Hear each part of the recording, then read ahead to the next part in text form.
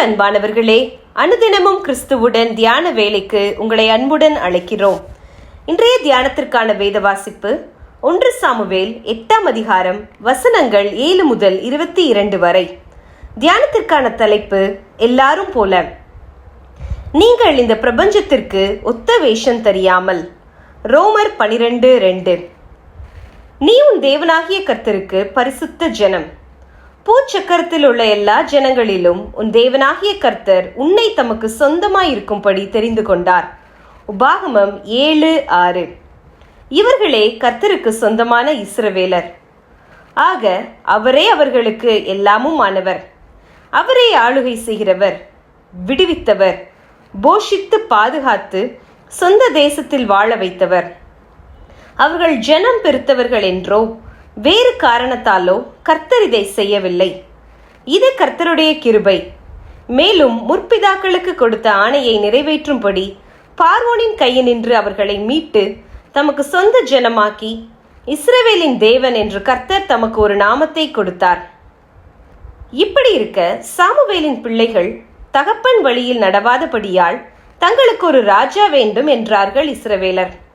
இதை கேட்டபோது அவர்கள் சொன்னது, சகல ஜாதிகளுக்குள்ளும் இருக்கிறபடி இங்கேதான் பிரச்சனையே ஆரம்பித்தது.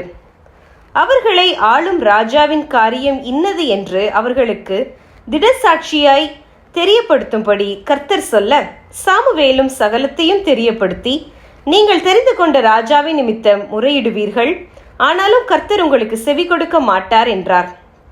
ஜனங்களோ தங்களுக்கு ஒரு ராஜா இருக்கவே வேண்டும், சகல ஜாதிகளையும் போல நாங்களும் இருப்போம் என்றார்கள். ஏற்கனவே தேவனை விட்டு வேறே தேவர்களை அப்பப்போ சேவித்து வந்த அவர்களை கர்த்தர் புறக்கணிக்கவில்லை. ஆனால் இப்போது தங்களை ஆள ஒருவர் வேண்டும், அதிலும் எல்லாரையும் போல என்று சொன்னபோது இதுவே இஸ்ரவேலுக்கு கண்ணியாயிற்று என்பதை அவர்களது சரித்திரத்தில் நாம் அறிகிறோம். தேவ பிள்ளையே, இது இன்று நமக்கு பொருந்தும். நம்மை ஆளுகை செய்கிறவராக நாம் கர்த்தரை சேவித்து வழிபட்டாலும், அவரது சத்திய வார்த்தையை அறிந்திருந்தாலும், எல்லாரும் நடப்பது போல நடக்க, எல்லாரையும் போல வாழ துணிகரம் கொள்ளும் போது அதுவே நமக்கு கண்ணியாகி விடுகிறது.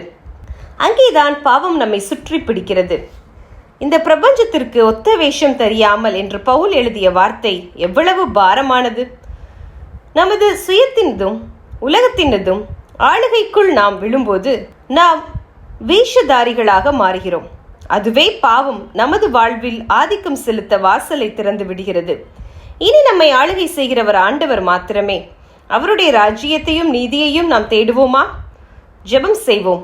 அன்பின் ஆண்டவரே, நீரே எங்களை ஆளும் தேவன். உம்மை விட்டு விலக பண்ணும் துணிகரமான பாவங்களுக்கு எங்களை கிருபையாய் விலக்கி ரட்சியும். ஆமேன்.